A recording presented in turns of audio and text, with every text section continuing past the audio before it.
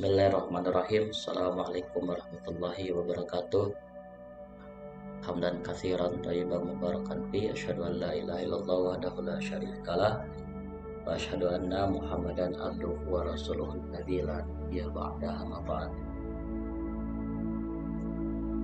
Teman-teman sekalian, alhamdulillah atas kudrah dan karunia Allah kita bisa bertemu kembali. Kali ini kita menginjak di pertemuan 10 untuk mata kuliah pendidikan agama. Kali ini kita akan sama-sama membahas tentang cinta, akhlak, dan amal soleh. Ini merupakan kajian yang luar biasa. Kenapa? Karena ketiga hal ini melekat dengan kita, melekat dengan masing-masing individu. Cinta ini kaitan dengan perasaan yang tentu saja melekat dalam diri seseorang, yang merupakan fitrah dari Allah Subhanahu wa Ta'ala dan naluri yang diberikan Allah kepada sesama manusia. Sementara akhlak dan amal soleh itu adalah ekspresi dari kualitas intern kita. Akhlak itu kan artinya kebiasaan atau tabiat yang sering kali kita lakukan, manusia lakukan, yang sifatnya spontan. Nah, bagaimana caranya akhlak ini harus berbuah amal soleh? Bagaimana amal soleh ini menjadi akhlak sesama dari umat manusia? Dan ini penting sekali kita bahas, bagaimana kita menciptakan atau menjadikan diri kita sebagai pribadi muslim yang rahmatan lil alamin, yang bisa menebar cinta terhadap sesama dan juga berakhlak yang baik, akhlakul karimah, dan senantiasa melaksanakan amal soleh. Baik, kita pertama kita ulas tentang cinta. Apa itu cinta? Cinta menurut Sternberg bahwa cinta itu adalah bentuk emosi manusia yang paling dalam dan paling diharapkan. Manusia mungkin akan berbohong, menipu, mencuri, dan bahkan membunuh atas nama cinta, dan lebih baik mati daripada kehilangan cinta. Cinta dapat meliputi setiap orang dan dari berbagai tingkatan usia. Nah, menurut pengertian ini kita tahu bahwa cinta itu adalah bentuk emosi manusia yang paling dalam. Jadi artinya manusia memiliki bentuk emosi yang luar biasa ini. Kenapa luar biasa? Karena dengan cinta orang bisa kehilangan sesuatu atau bisa meraih sesuatu dengan susah payah begitu. Orang mungkin bisa berbohong, bisa menipu, bisa mencuri atas nama cinta ini. Dan kemudian mungkin ada orang yang lebih baik mati daripada kehilangan cinta. Nah, cinta ini meliputi setiap orang dan dari berbagai tingkatan usia, termasuk kita di dalamnya. Nah, kemudian menurut Master dan kawan-kawan bahwasanya cinta itu sebagai tugas yang sulit.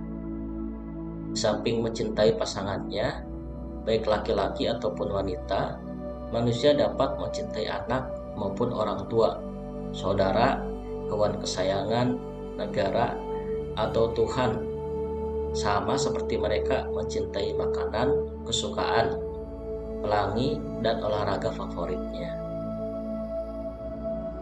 Jadi cinta ini tidak melulu kaitan dengan dua orang yang berlawanan jenis, tetapi menyangkut segala sesuatu yang berada di sekitaran kita. Ada orang tua, ada keluarga, bahkan pekerjaan, itu menjadi aspek yang senantiasa manusia cintai. Nah, menurut Master bahwa cinta ini adalah tugas yang sulit. Kenapa tugas yang sulit? Karena kadangkala masing-masing dari orang yang kita cintai itu berbeda kepentingan. Orang tua pengen ini, istri kita pengen itu, atau yang punya anak, anaknya pengen begitu, sementara kita tidak mau anak kita begitu. Nah, ini tugas yang sulit, bagaimana seseorang itu bisa menetapkan, bisa kemudian meletakkan cinta dia terhadap apa yang dia cintai dengan adil begitu. Maka kemudian ini disebut tugas yang sulit. Nah, kemudian menurut Hendrik dan Hendrik tahun 92 dikatakan bahwasanya tidak ada satupun fenomena yang dapat menggambarkan bagaimana itu cinta. Pada akhirnya, cinta merupakan seperangkat keadaan emosional dan mental yang kompleks. Pada dasarnya, tipe-tipe cinta yang dialami masing-masing individu berbeda-beda bentuknya dan berbeda-beda pula kualitasnya. Ada benarnya apa yang dikatakan Hendrik ini, bahwasanya cinta itu fenomena yang luar biasa, karena pengalaman cinta tiap orang itu berbeda, tiap individu itu berbeda. Ada yang kualitasnya tinggi cintanya itu, ada yang kualitasnya biasa saja, bahkan ada yang kualitasnya rendah. Itu tergantung bagaimana apa yang dia dapat dalam kehidupannya. Jadi kalau digambarkan secara utuh, memang kita tidak bisa menemukan satu pengertian yang bisa mengakomodir semua fenomena cinta begitu. Karena cinta itu masing-masing orang, masing-masing individu mengalami pengalaman yang berbeda dan mengalami kompleksitas yang berbeda pula begitu.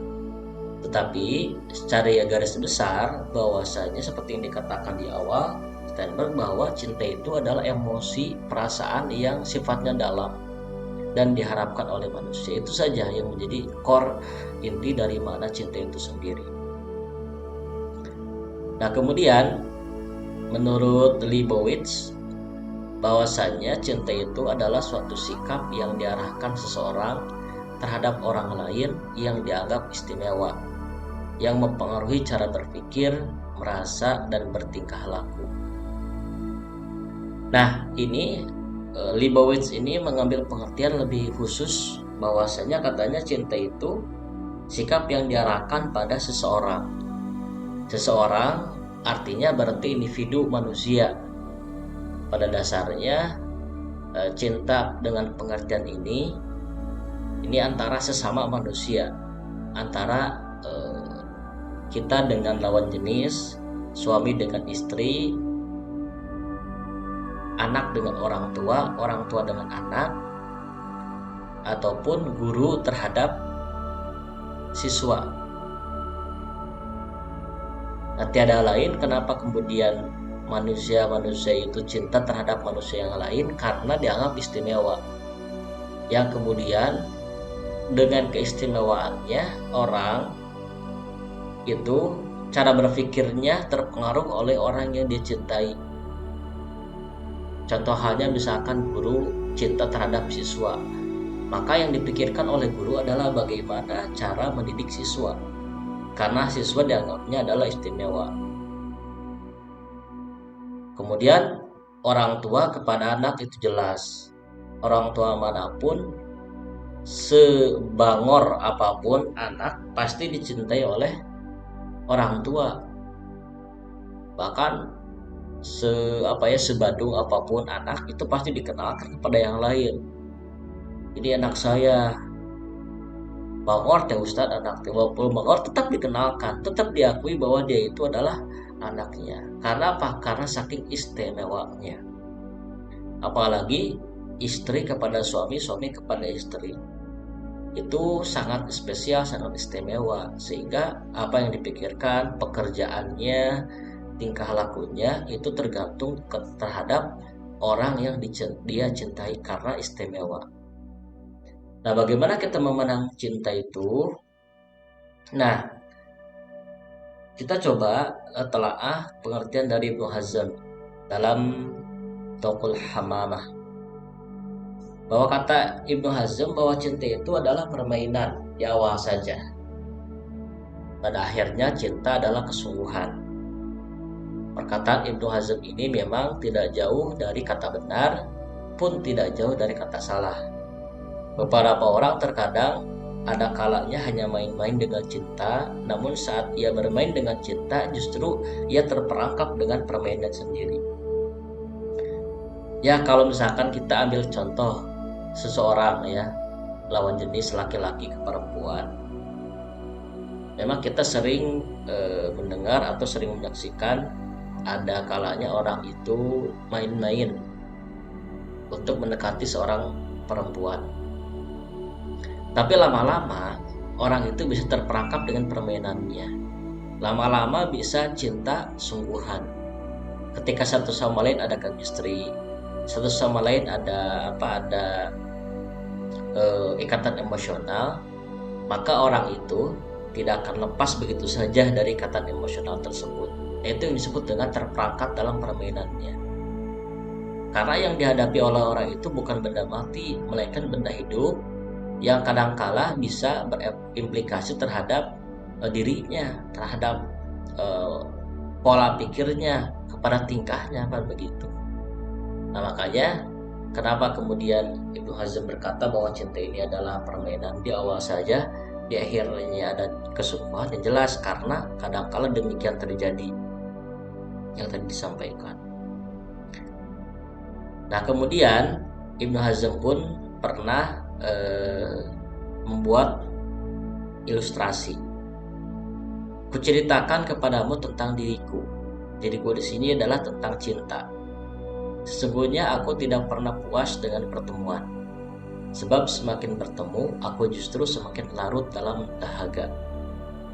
Inilah keadaan kondisi yang digambarkan oleh Ibnu Hazm kaitan dengan perasaan cinta seseorang. Utamanya orang yang lagi kasmaran, orang yang baru pertama kali bertemu, langsung ada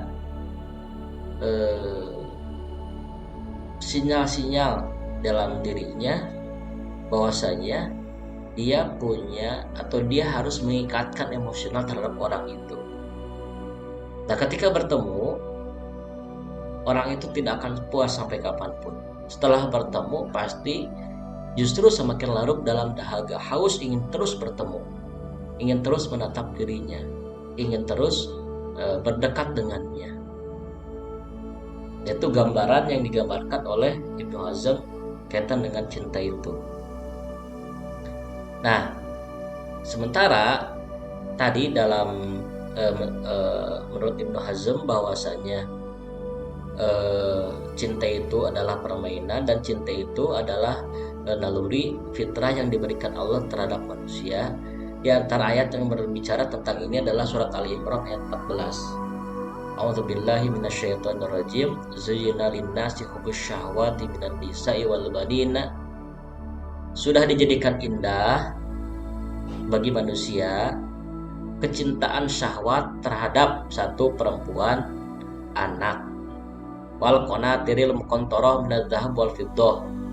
Kemudian emas atau perhiasan-perhiasan dari emas dan perak, wal khailil musawwamati wal an'am wal hars. Kemudian kendaraan, binatang ternak dan juga ladang. Jadi sudah menjadi fitrah kita cinta terhadap perempuan, cinta terhadap anak, cinta terhadap perhiasan, cinta terhadap kendaraan, cinta terhadap binatang ternak dan juga ladang persawahan. Sudah menjadi fitrah. Nah makanya penegasan Allah, dzalika mata'ul hayati dunya, itu adalah perhiasan kehidupan dunia, wallahu indahu husnul ma'ab, tetapi yang ada di sisi Allah itulah yang terbaik. Jadi artinya cinta ini harus dikelola oleh kita, oleh manusia sewajarnya. Karena apa? Karena itu adalah bagian dari perhiasan dunia. Yang namanya perhiasan dunia pasti akan ditinggalkan. Kita akan kembali kepada Allah. Dan di sisi Allah lah tempat kembali yang baik. Jadi segala sesuatu yang kita cintai di dunia tidak lebih baik daripada apa yang ada di sisi Allah. Oleh karenanya, bagaimana caranya kita mencintai sesuatu yang kita cintai, perhiasan ini, perhiasan dunia ini, yang kemudian bisa mengakibatkan kita masuk surga secepatnya, gitu.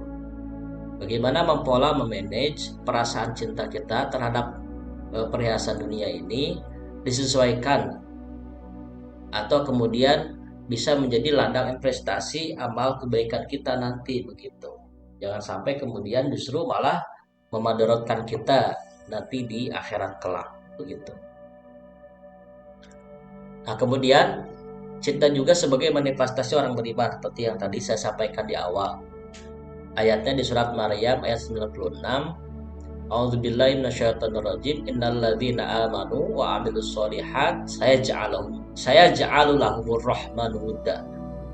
Sungguh orang-orang yang beriman dan mengerjakan kebajikan, kelak Allah yang Maha Pengasih akan senantiasa menanamkan rasa kasih sayang dalam hati mereka. Innalladzina amanu wa 'amilus sholihati sayaj'alu lahumur rahmanu wudda. Sungguh orang-orang yang beriman dan mengerjakan kebajikan, kelak Allah yang Maha Pengasih akan menanamkan rasa kasih sayang dalam hati mereka. Jadi kasih sayang ini merupakan manifestasi dari orang yang beriman. Orang yang beriman dan senantiasa mengamalkan amal soleh itu, kelak Allah akan tanamkan rasa kasih sayang dalam hati mereka. Orang yang dalam hatinya tertanam rasa kasih sayang, belum tentu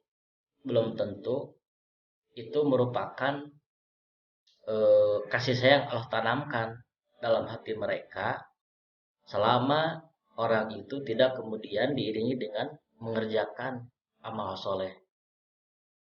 Jadi betul perasaan fitrah itu Allah kasih kepada semua manusia, sifat sayang itu Allah kasih kepada semua umat manusia.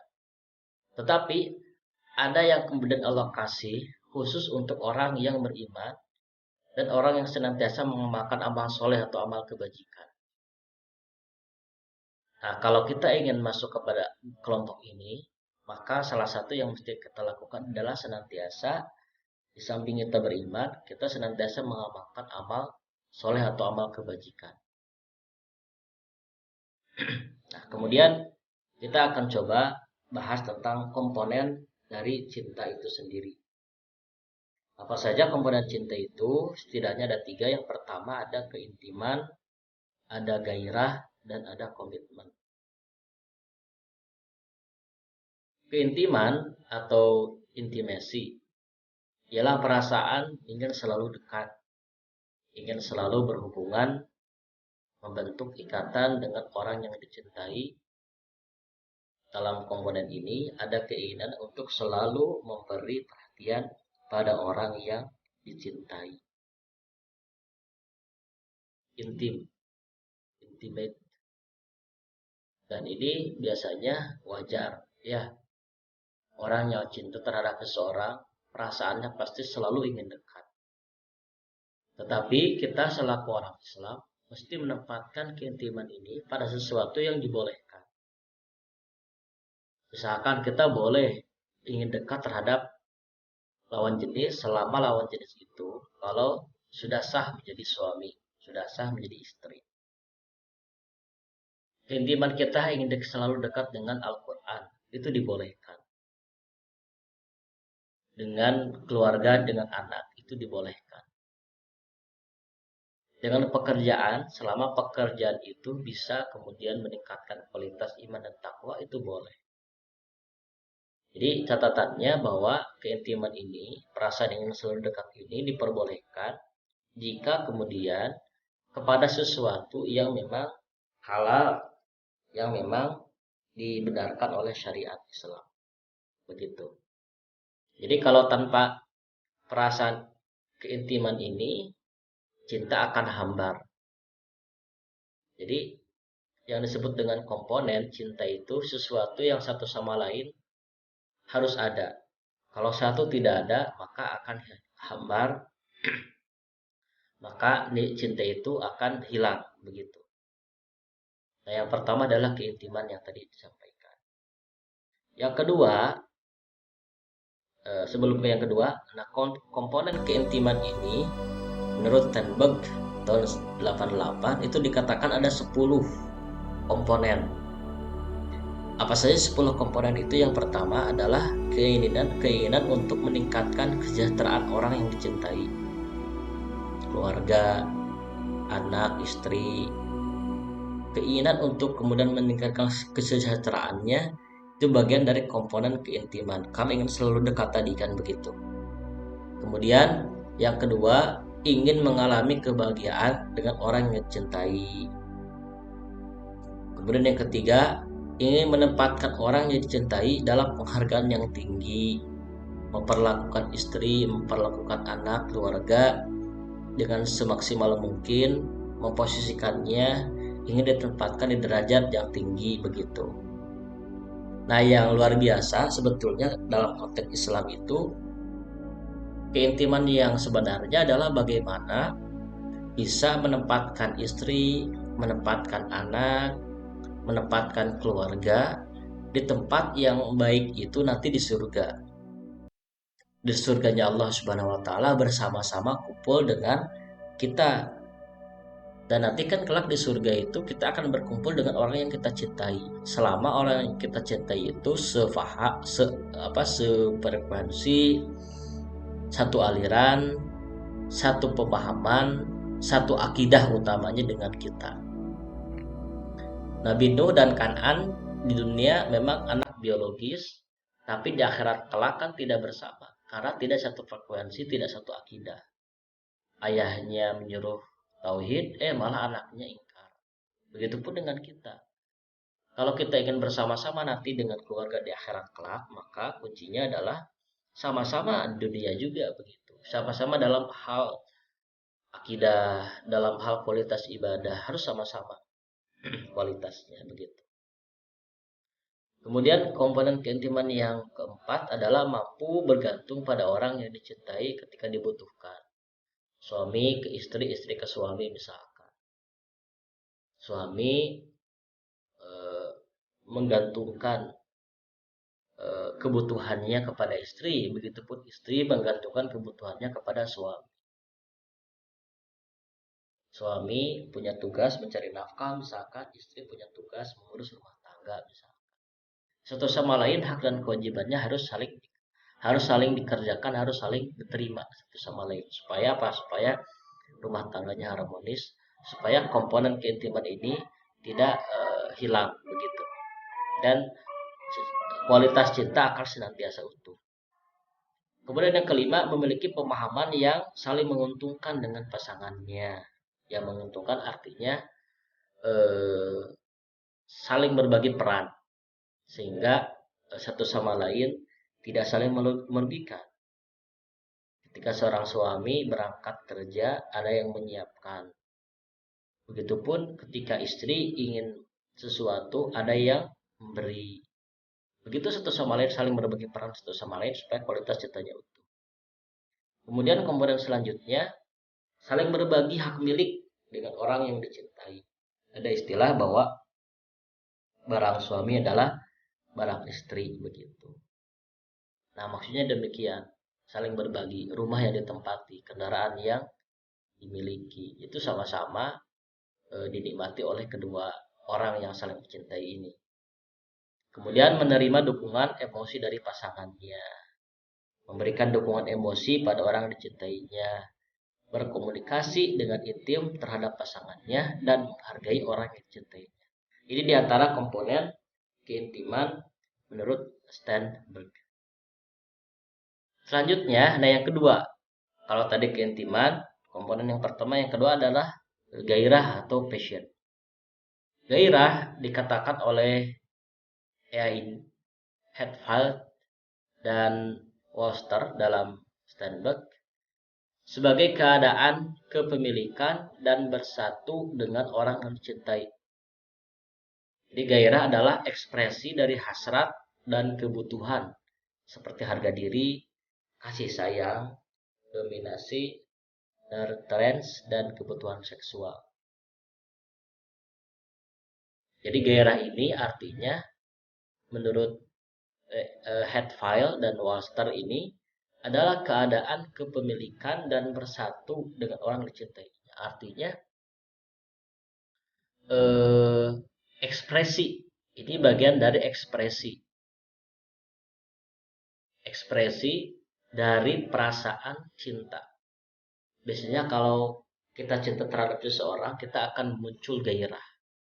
Gairah itu artinya perasaan ingin bersatu dengan dia. Begitu. Nah, gairah dalam suatu hubungan mungkin adalah hal yang pertama sekali muncul. Tetapi keintiman akan membantu dalam memperkuat hubungan tersebut. Jadi, gairah itu muncul setelah saling mencinta. Tetapi, gairah ini akan senantiasa ada kalau dibantu dengan keintiman tadi. Oleh intimasi tadi. Nah, yang ketiga, komponen yang ketiga adalah komitmen. Apa itu komitmen?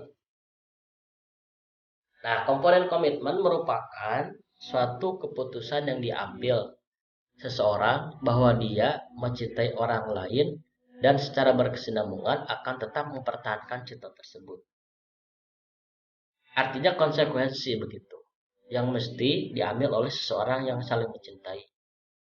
Ada orang A dan B lawan jenis ini saling mencintai, maka berkomitmen untuk hidup bersama. Tentu saja komitmen yang sebenarnya yang diharuskan, yang dibenarkan oleh syariat adalah komitmen rumah tangga dalam bentuk pernikahan yang sah. Begitu. Kalau rumah tangga sudah berjalan, maka komitmen sudah menjadi sebuah kewajiban, keharusan. Nah, bagaimana menjaga komitmen ini? Tentu dengan yang tadi, dengan adanya keintiman dan dibantu, bukan dibantu ya, adanya gairah dibantu dengan keintiman, begitu. Jadi orang cintanya akan utuh. Nah, komponen komitmen merupakan suatu keputusan yang diambil seseorang bahwa dia mencintai orang dan secara berkesinambungan akan tetap mempertahankan cinta tersebut. Tadi penjelasannya sedikit sudah Bapak sampaikan. Kemudian sekarang akhlak. Kita menginjak ke permasalahan mengenai akhlak. Nah, menurut Mustafa dalam akhlak tasawuf bahwa menurut bahasa kata akhlak dalam bahasa Arab merupakan jama dari khuluqun yang berarti budi pekerti, perangai, tingkah laku, sopan santun atau tabiat. Kata tersebut mengandung segi persesuaian dengan perkataan khulqun yang berarti kejadian, dan juga erat hubungannya dengan kholik yang berarti pencipta. Demikian pula makhlukun yang berarti yang diciptakan. Perumusan pengertian akhlak timbul sebagai media yang memungkinkan adanya hubungan baik antara khalik dengan makhluk. Jadi akhlak ini serumpun dengan istilah khalik dan makhluk. Karena apa? Karena akhlak ini timbul sebagai media yang memungkinkan adanya hubungan baik antara khalik dengan makhluk. Akhlak itu, kalau menurut pengertian selanjutnya, adalah kondisi jiwa yang mendorong tindakan-tindakan tanpa perlu berpikir dan pertimbangan lagi. Ini menurut Ibnu Mas'ud dalam Tahdzibul Akhlaq. Jadi memang akhlak ini kondisi jiwa yang mendorong tindakan-tindakan tanpa perlu berpikir dan pertimbangan lagi. Akhlak ini biasanya spontan, terjadi tanpa berpikir. Misalkan ada orang yang senantiasa mengerjakan amal baik. Selama orang itu mengamalkan amal baik itu secara spontan, tanpa berpikir panjang, dan tanpa ada niatan yang lain, maka bisa dikatakan akhlak orang tersebut akhlaknya baik. Begitu. Tapi kalau kita melihat satu kali pekerjaan dilakukan oleh seseorang, maka kita belum bisa menyimpulkan bahwa akhlak orang itu baik. Karena biasanya kita bisa menyimpulkan orang itu berakhlakul karimah, akhlakul mahmudah, akhlak baik, akhlak terpuji itu kalau sudah kita lihat keistiqomahannya, konsistensinya begitu. Orang itu akan melaksanakan kegiatan tersebut. Nah, kemudian menurut Al-Ghazali bahwa akhlak itu gambaran keadaan jiwa berupa sifat-sifat yang sudah mendarah daging yang mendorong dilakukannya perbuatan-perbuatan dengan mudah lagi, gampang tanpa berpikir panjang. Dengan mudah lagi gampang tanpa berpikir panjang. Ya seperti tadi bahwa akhlak itu muncul secara spontan begitu dan berulang-ulang tanpa dipikirkan. Ada orang yang lama ketika ingin berbuat kebaikan, berarti itu belum menjadi akhlak. Tetapi kalau ada orang yang senantiasa mudah untuk melakukan amal perbuatan tanpa berpikir panjang, maka bisa dikatakan akhlak orang itu baik. Kemudian menurut Ahmad Amin, bahwasanya akhlak adalah kehendak yang dibiasakan, bukan perbuatan yang tidak ada kehendaknya, seperti bernafas, denyut jantung, kedipan mata, dan lain-lain. Jadi akhlak ini menurut pengertian Ahmad Amin ialah keinginan, kehendak yang dibiasakan. Artinya ada proses, ada usaha. Kita misalkan senantiasa mengusahakan diri untuk sholat berjamaah tiap sholat fardu. Ada usaha, ada proses, dan bila itu menjadi kebiasaan, maka itu menjadi akhlak. Ya kalau kedipan mata, bernapas itu sudah jelas, sudah secara sistematis. Tapi yang dimaksud dengan akhlak di sini adalah kebiasaan yang kemudian diusahakan oleh kita. Kebiasaan misalkan membaca sesuatu yang sulit bagi orang yang malas membaca. Tetapi kalau orang yang mengusahakan senantiasa membaca buku apapun, dia dalam kondisi apapun, itu akan menjadi mudah. Tanpa pikir panjang, baca menjadi kebiasaan dan itu bisa menjadi akhlak. Nah, kemudian sumber kekuatan terbentuknya akhlak. Yang pertama ada kuwatul ilmi. Kekuatan yang berasal dari akal. Kuahnya adalah hikmah, yakni pemahaman yang mendalam tentang segala sesuatu sesuai dengan syariat Allah Subhanahu wa taala. Orang yang berakhlak itu karena ada ilmu. Kalau tanpa ada ilmu, tidak bisa kemudian ia dikatakan akhlak. Artinya kebiasaan yang dilakukan oleh orang, kehendak yang diusahakan untuk menjadi akhlak itu harus sesuai dengan ilmu. Biasanya menurut Al-Ghazali buahnya adalah hikmah, pemahaman yang mendalam tentang segala sesuatu yang sesuai dengan syariat Allah Subhanahu wa taala. Jadi ilmu, dan ilmu itu mesti diimplementasikan dalam amalan keseharian. Dan ilmu itu bisa didapat dengan membaca. Membaca itu perkara yang sulit bagi orang yang malas. Tetapi orang yang rajin membaca adalah sesuatu yang menyenangkan. Makanya usahakanlah kita untuk sering membaca supaya kita dapat supaya kita dapat mendapatkan ilmu. Kemudian kuwatul ghadab merupakan dorongan manusia untuk menolak yang tidak disenangi dan mendapatkan kenikmatan yang bersifat abstrak dan batin, di mana ia bisa menghasilkan sifat utama yang dapat menjadi sumber akhlak yang mulia serta menumbuhkan kebaikan-kebaikan, yakni sifat syaja'ah atau keberanian. Akhlak pun bisa muncul kalau ada kuwatil ghadab, dorongan manusia untuk menolak yang tidak ia senangi. Kalau kita tidak senang akan suatu hal, maka akan muncul keberanian. Dan keberanian ini akan menjadi akhlak begitu. Orang punya kekuatan untuk mencegah sesuatu. Orang punya kekuatan untuk menolak sesuatu yang tidak diinginkan. Itu akan menjadi akhlak. Misalkan kita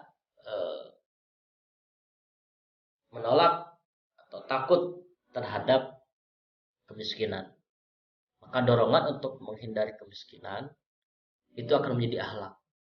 Orang akan melaksanakan segala sesuatu agar terhindar dari kemiskinan. Berusaha dengan keras, berdoa dengan maksimal, ikhtiar terus, konsisten, maka insya Allah orang itu akan terhindar dari sesuatu yang dia takuti.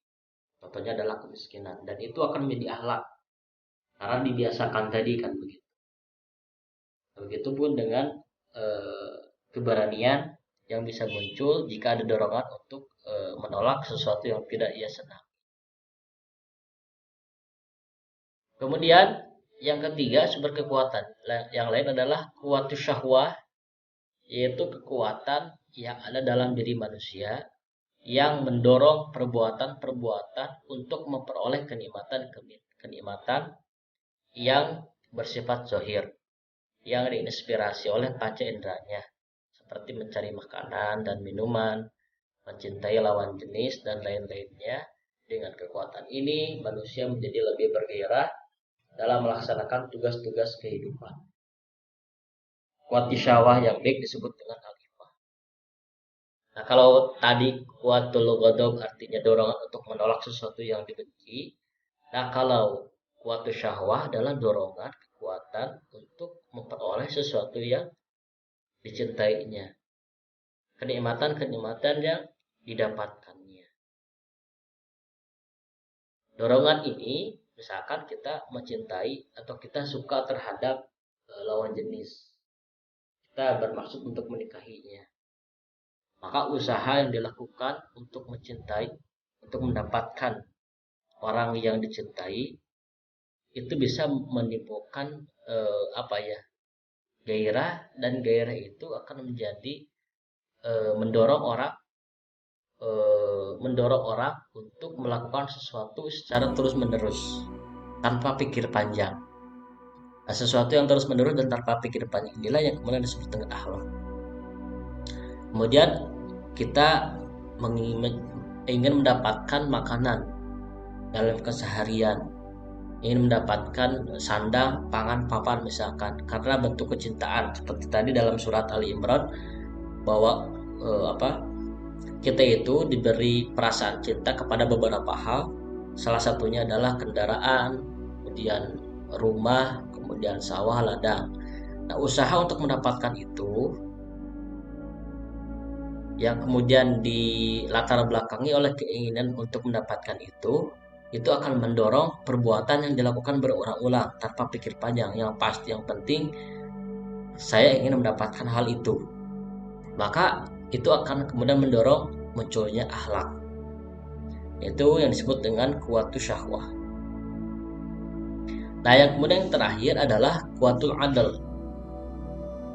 Terbentuknya akhlak yang mulia pada diri seseorang diperlukan lagi satu kekuatan, yaitu kuwatul adl, kekuatan penyeimbang dari kekuatan jiwa sebelumnya. Kekuatan keadilan. Adil itu menempatkan sesuatu pada tempatnya. Orang bisa menempatkan sesuatu pada tempatnya ketika misalkan orang itu berada pada posisi ingin mendapatkan sesuatu. Nah, orang ini secara proporsional bisa menempatkan. Kemudian orang ini ingin menghindarkan dari sesuatu yang dibenci.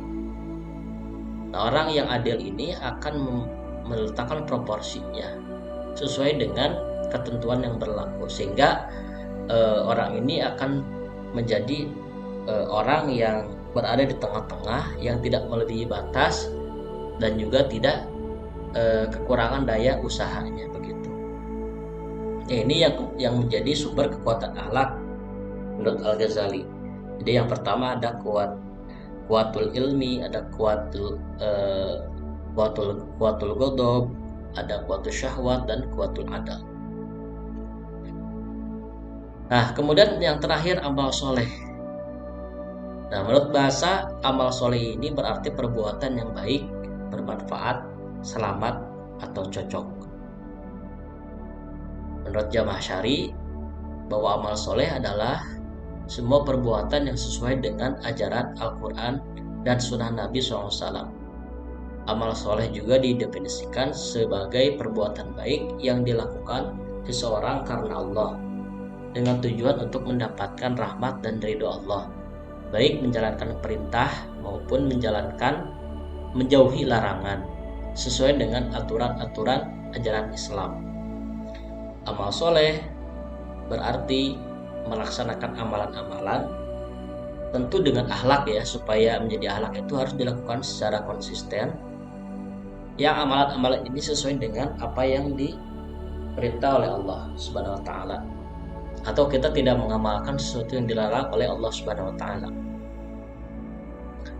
Nah, kemudian dilihat dari hubungan antara manusia sebagai makhluk dan Allah sebagai khalik, maka amal soleh dapat didefinisikan dengan semua perbuatan yang dilakukan hamba kepada Allah sebagai bentuk pengabdiannya yang didasari dengan iman.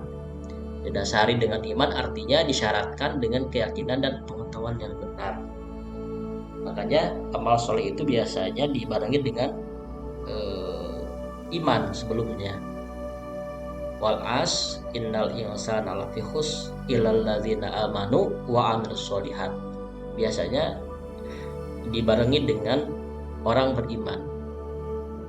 Karena orang beriman itu akan mengamalkan amalan yang sesuai dengan keyakinannya, yaitu amal soleh.